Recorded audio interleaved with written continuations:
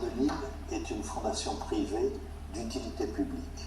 Depuis sa création en 1894, les chercheurs de cet institut se sont intéressés à la santé des populations. Par exemple, Albert Calmette, le premier directeur de cet institut, a découvert le BCG pour lutter contre la tuberculose, qui à l'époque était un fléau qui décimait pratiquement 30% des décès étaient dus à la tuberculose à Lille au début du XXe siècle. L'Institut Pasteur de Lille, depuis Albert Calmette, a poursuivi dans sa recherche adaptée aux problèmes de santé de la population. Dans les Hauts-de-France, nous avons le plus fort taux de maladies infectieuses, de maladies de cancer, de diabète de type 2, d'Alzheimer. Enfin, nous avons de mauvais indicateurs de santé.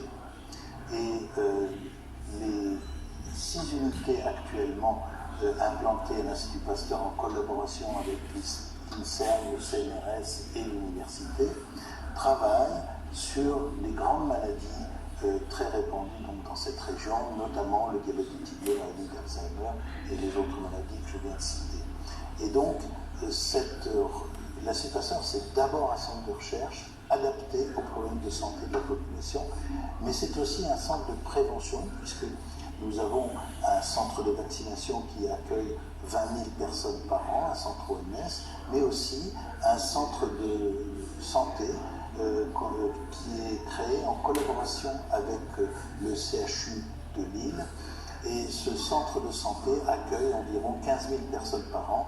Et par exemple, en 2016, ces bilans de santé chez les gens en bonne santé apparente ont permis de détecter 23% de personnes atteintes de maladies comme l'hypertension, comme des cancers ou le diabète de type 2.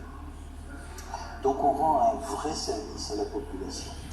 Et à l'avenir, on s'intéressera certainement à l'environnement et à la santé, les problèmes de pollution sur la santé. Pour toutes ces raisons, l'Institut Pasteur de Lille, au service de la population, est une structure très adaptée, basée sur des valeurs, l'excellence scientifique et toutes les valeurs humanistes qui nous viennent de nos grands fondateurs que sont Louis Pasteur, Émile Roux et Albert Calmette.